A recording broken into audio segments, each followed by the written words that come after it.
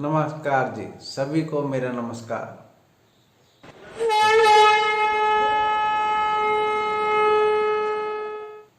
जैसा कि मैंने पीछे कई एपिसोडों में, कई वीडियो में कहा है कि चक्र को जागृत किया जा सकता है, इस्तेमाल किया जा सकता है।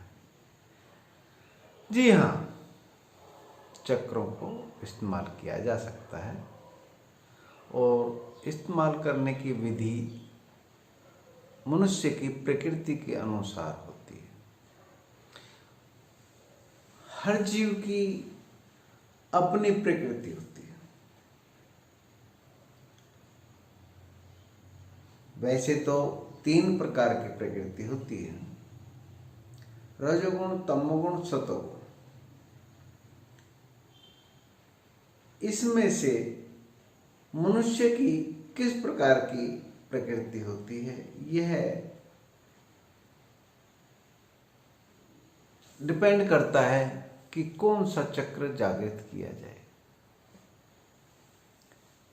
जैसे कि मैं जब भी मैं उदाहरण देता हूं, तकरीबन मैं अपने ऊपर ही देता हूं कि मेरे पिताजी कहा करते थे, जब हम कहते थे कुछ कहानी सुनाओ, तो वो पूछते थे हमसे कि अब बीती सुनाऊं या जग बीती।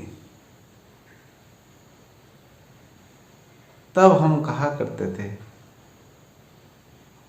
कि जग बीती सुनाओ।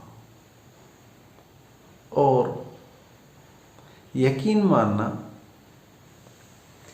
कि वो जग बीती ही सुनाते थे, परंतु मैं एकांत में उनसे अब बीती सुनता था।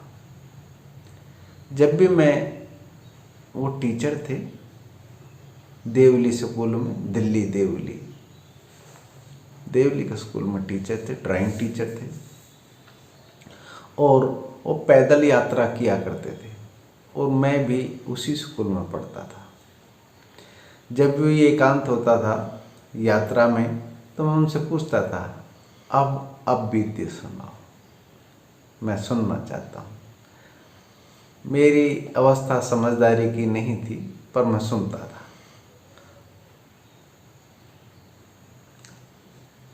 उन पलों को जो अनुभव वाले होते हैं, उससे मेरा बोध जागृत हुआ ऐसा मैं नहीं कह सकता, परंतु वो बीज पड़ गया मस्तिष्क में कि अब बीती जो है ना, वही कहनी चाहिए, जो अपने अनुभव में आई, ज़्यादातर वही अभिव्यक्त करना चाहिए। तो मैंने कभी सोचा नहीं था कि इस प्रकार का YouTube चैनल मैं चलाऊंगा, और ना ही मेरा अब भी कोई ऐसा संकल्प है कि इस प्रकार का YouTube चैनल में आप लोगों की सेवा में मैं प्रस्तुत करूं। परंतु क्या करूं? हाँ, क्या करूं? मैं यहाँ पर ऋषिकेश में बहुत अच्छे प्रकार से साधना तरीके से, सिंपल तरीके से रहने के लिए आया था। और जब मेरी यहाँ पर साधना शुरू हुई, तो जो मुझे आभास हुआ, पुष्प खिला, उदाहरण के तौर पे बता रहा हूँ, इसी प्रकार से होता है, असलियत में इसी प्रकार से होता है। पुष्प खिला, खिलते ही मकरंद था उसके अंदर।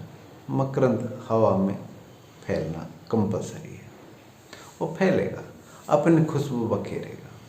इसी प्रकार से साधना जब होती है तो बहुत से अनुभव होते हैं, बहुत से अनुभव होते हैं। वही अनुभव आप लोगों को अभिव्यक्त किए जाते हैं। तो पिता के अनुभव सुन के मुझे कुछ ऐसा लगता है कि मैं अपनी वीडियो में आज के समय में मैं अपने खुद अनुभव करूं और जो भी अनुभव होते हैं वो आपको अभिव्यक्त किए जाते हैं। जबकि साधना पद्धति में ये कहा जाता है सिद्धों द्वारा और भी लोगों द्वारा कि अपने अनुभव अभिव्यक्त नहीं करने चाहिए। मेरे से भी कहा गया, राय दी गई, पर मेरा कुछ और ही मानना है। मेरा मानना है कि अपने अनुभव व्यक्त करने से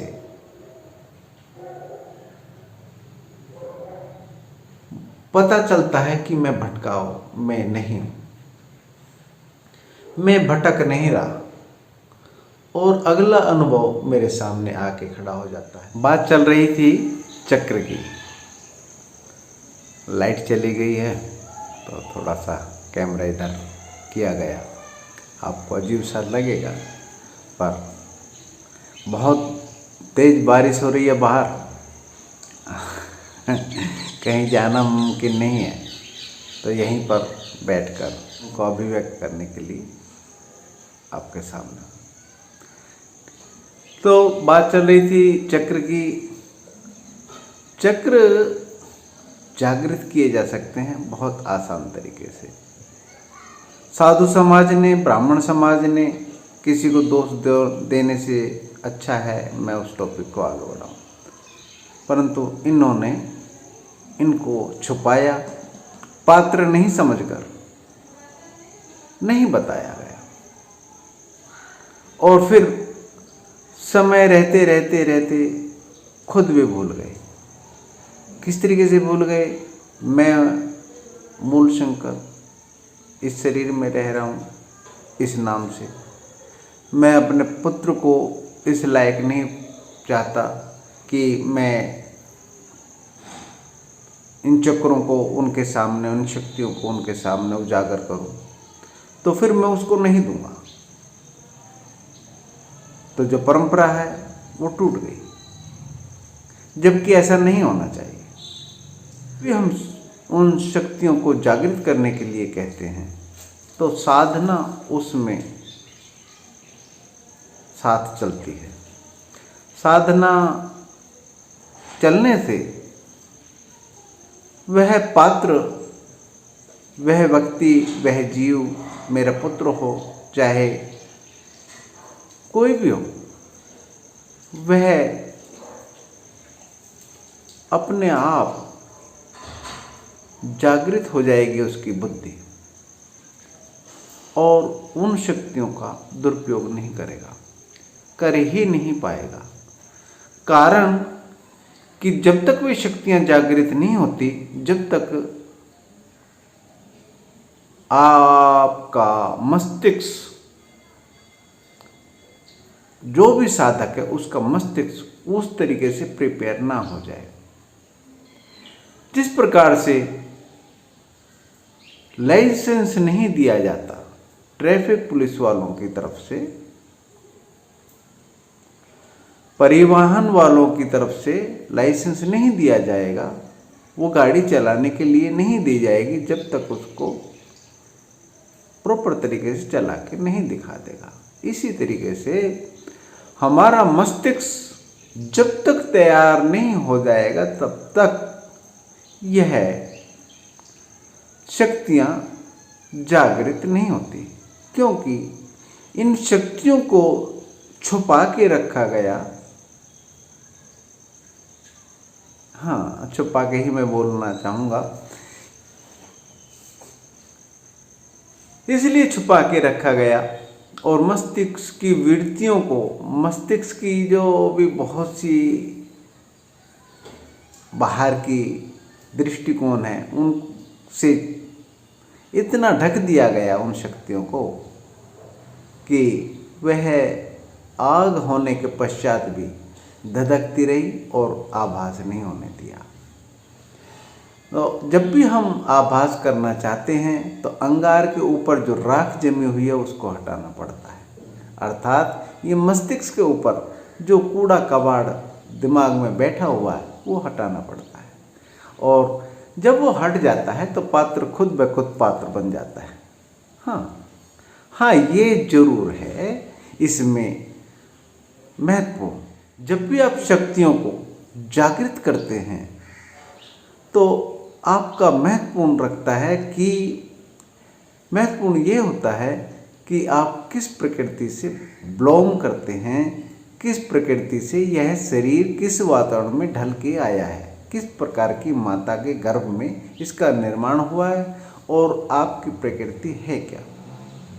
इससे लाभ ये होता है कि वह चक्र खुद ब खुद उसके लिए तैयार होना शुरू हो जाता है, जन्म से ही, माँ के गर्भ से ही, बहुत तीव्र गति से। हाँ जी, और तो चक्र है ही है, वो चक्र तो है ही, परंतु वो चक्र विशेष तौर पे तैयार हो जाता है जो उसके जीवन में लाभकारी रहेगा। तो आपने देखा है जो साधु प्रवृत्ति के होते हैं वह अपने आप सात्विक भोजन करेंगे, सद्गुण प्रधान लोगों से मिलेंगे, अपनी प्रकृति के अनुसार उनका स्टडी भी होगी, साधन भी होगा और रहन सहन भी होगा। रहन सहन इसलिए होगा कि उसकी जो प्रवृत्ति है, उसकी प्रकृति है, उसको उससे अटैचमेंट रहता है, उससे शक्ति मिलती रहती है। और शक्ति ये प्रकृति जो है 3 प्रकार की होती है, रजोगुण, तमोगुण, सतोगुण। सतोगुण वाला व्यक्ति सात्विक अर्थात प्रेम में व्यवहार करेगा, चाहे वो किसी के प्रति भी प्रेम हो, इससे कोई मतलब नहीं होता। चाहे वो डॉग के प्रति प्रेम हो, मनुष्य के प्रति प्रेम हो, चाहे प्रकृति के प्रति प्रेम हो, प्रेम में ही होगा। और तमगुणी व्यक्ति मार काट, उदंड व्यक्ति जिसे बोलते हैं, उस प्रकार की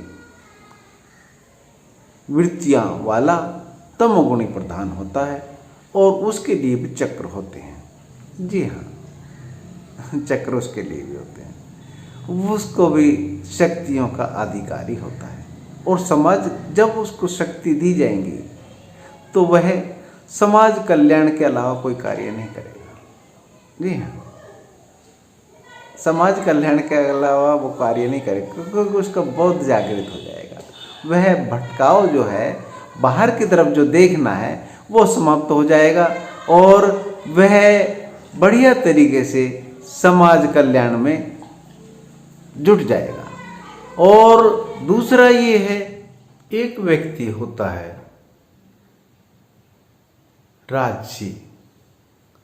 राजसी व्यक्ति जो होता है रजोगुण प्रधान, जिसे बोलते हैं हम रजोगुण प्रधान, उस व्यक्ति का आप आजकल के माहौल में ज़्यादा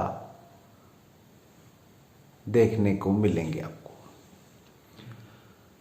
जी हाँ, वह ज़्यादातर निर्माण में जुटा रहता है, ये इकट्ठा करना, वो इकट्ठा करना, समाज के कार्य से उसको ज़्यादा लगाव, सामाजिक कार्य से उनको ज़्यादा लगाव होता है। और इस लेवल पे होता है वह कि उसमें इतनी आसक्ति पाते हैं कि वह अपने उन सुखों के प्रति इतना अनुरक्त होता है कि जो बहुत ज़्यादा क्लोज लोग होते हैं उनको भी छोड़ बैठता है। उसको पता ही नहीं होता है कि क्या कमी है, मैं किस गुण के आधार पे यह कार्य कर रहा हूं। इसलिए चक्र का अगर जागृत करना है तो प्रकृति देखनी पड़ती है कि कौन सी प्रकृति के चक्र इसको सहारा दिए हुए हैं और कहाँ से यह ऊर्जा ले रहा है। और बुद्धि के जागृत रहते रहते उस चक्र में इसको प्रवेश कराया जाए। जब भी आप चक्रों को जागृत करते हैं तो आपकी प्रकृति आपका साथ देती है, जो कि पहले से ही दे रही थी। हाँ, अब जो है ज्ञान रूपी चक्षु खोलकर उसको जागृत किया जा सकता है। जागृत करना बहुत आसान है। जितना आज के अज्ञानी लोगों ने, मैं अज्ञानी इस वजह से कहूंगा कि ज्ञानी भी बहुत बड़ा अज्ञानी होता है, क्योंकि जितना भी ज्ञान है बुद्धि के लेवल पर है, और बुद्धि तो मृत के पास भी है, मृत व्यक्ति के पास भी है, परंतु चेतना चली जाती है। बुद्धि के आधार पर जो उसने ग्रंथ याद किए हैं, जितना भी ज्ञान विज्ञान इकट्ठा किए हैं, वह सिर्फ बुद्धि के लेवल पर। आत्मिक या बुद्धि से जो परे ज्ञान है, जो बुद्धि को भी चला रहा है, उसको नहीं इकट्ठा करेगा। मैं ऐसे लोगों को बहुत नज़दीकी से जानता हूँ। उन्होंने समय रहते मुझे गुरु धारण की बहुत इच्छा जागृत की, बहुत बार कहा, परंतु मैंने उनसे मना कर दिया कि मैं खुद साधक हूँ, मैं साधना कर रहा हूँ और मैं गुरु मैं नहीं बन पाऊंगा। कारण कि मैं आपको ज्ञान दे सकता हूँ एक मित्र के नाते, एक सारथी के नाते। वो आपको सोचना है, आप गुरु समझ के ग्रहण करें, अलग बात है, परंतु मेरी तरफ से आपको शिष्य समझना मुमकिन नहीं हो पाएगा। उसका बेसिक कारण है कि जब हम गुरु बन जाते हैं, उसकी पूरी जिम्मेवारी, पूरी रिस्पॉन्सिबिलिटी गुरु की बन जाती है। हर समय पे उसको गाइड किया जाता है, चाहे वह हजारों मील दूर हो, चाहे नज़दीक क्यों ना हो, उससे कुछ नहीं फर्क पड़ता। क्योंकि गुरु तभी बनने लायक है जब वह बुद्धि से परे हो, उसका बोध जागृत हो जाता है, तभी वो बनने लायक है। और मैं समझता हूँ कि मैंने इसलिए उनको अस्वीकार कर दिया कि वो पात्र हैं, पात्र सभी होते हैं, परंतु मैं अपने आप को पात्र नहीं पाता, क्योंकि मैं साधक हूँ। हाँ, मैंने छुपाव नहीं किया, सब कुछ बताया, अपने कौन से रास्ते में निकल के आया हूँ और कहाँ मैं खड़ा हूँ, किस स्टेज पे खड़ा हूँ और क्या क्या प्राप्ति हुआ है, और उस रास्ते को बताने के बाद यही कहा कि आप भी वहीं पे खड़े हैं जहाँ से मैं आज 40 साल पहले खड़ा था, 35 साल पहले खड़ा था। जैसे जैसे उनके अनुभव आते गए उस तरीके से उन लोगों को बताया, परंतु प्रकृति के अनुसार, अपने निजी स्वार्थों के अनुसार उन्होंने अपनी रंगत दिखाई, और मैं समझता हूँ अभी उनके भटकाव जारी हैं। और मैं समझता हूँ कि जल्दी से जल्दी उनके भटकाव खत्म हो और बुद्धि के लेवल पर जो ज्ञान इकट्ठा किया है वह ज्ञान को समझ लें कि वह बुद्धि से परे क्या है, अपने स्वरूप को जाने, जिससे कि वह राजसी, तामसी और सात्विक, ये तीनों बंधन ही है असलियत में। ये बुद्धि के द्वारा बंधन है। हाँ, इनके रहते हुए जागृत किए जा सकते हैं वे चक्र, मुझे पता चलना चाहिए, जिससे कि मैं आपका योगदान कर सकूं और आगे का रास्ता प्रशस्त, यानी कि वो आप लोगों को बता सकूं, आगे के रास्ता आपको बता सकूं। इसलिए मुझे आपकी प्रकृति पता रहना चाहिए। आजकल जो भी शिष्य आते हैं वो लालची बहुत होते हैं, लालची बहुत होते हैं। अब भी मिल जाए, सब कुछ मिल जाए। एक व्यक्ति तो ज़्यादा ही कुछ इच्छा रखता था, वह चाहता था कि मैं बैठ जाऊं और गुरुजी मेरे अंदर सब कुछ उड़ेल दें, मेरी प्रकृति अंदर प्रवेश करके बदल दें। तो यह तभी संभव है जब तक वह अपनी बुद्धि की प्रकृति से जब नहीं हटता, तब तक वह संभव इसलिए नहीं है कि फिर से उसको वहीं पे आके बैठ जाना है, क्योंकि उसका डेवलपमेंट रहन सहन उसी तरीके से हुआ है। वो खुद बदल सकता है, मैं भी बदल सकता हूँ, मैंने किए हैं ऐसे प्रयास। हाँ, हो सकता है, जानवरों में बहुत ज़्यादा हो सकता है, जानवरों को बदला जा सकता है, बहुत ज़्यादा बदला जा सकता है।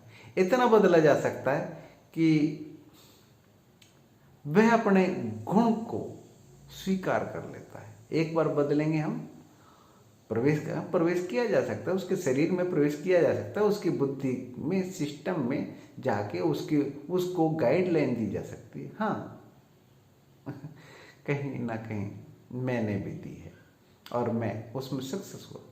तो आप लोगों से मेरा हमें पता चले, तभी आगे ये चक्रों के बारे में सोचा जा सकता है और बदला जा सकता है। बहुत आसान है बदलना, बहुत आसान है, और वो जीवन उपयोगी के लिए बहुत जरूरी भी है, जिससे कि ये कोरोना काल से जो समाज सामने आया है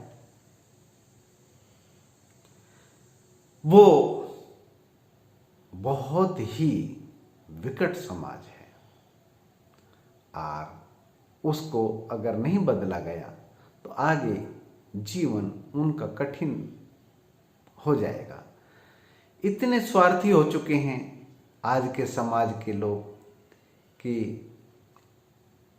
कृतघ्न जिसे बोलेंगे, या एहसान फरामोश, इस प्रकार से बनते जा रहे हैं। यह एहसान फरामोश उसको ज़्यादा नुकसान पहुंचाएगा, क्योंकि जब भी उसको ज़्यादा जरूरत पड़ेगी उन शक्तियों की, उस विद्या की जिससे कि वो लड़ सकता है, वो शक्तियाँ उसके साथ छोड़ चुकी होंगी। जैसे कर्ण को जब जरूरत पड़ी तो सारी शक्तियाँ भूल गया था।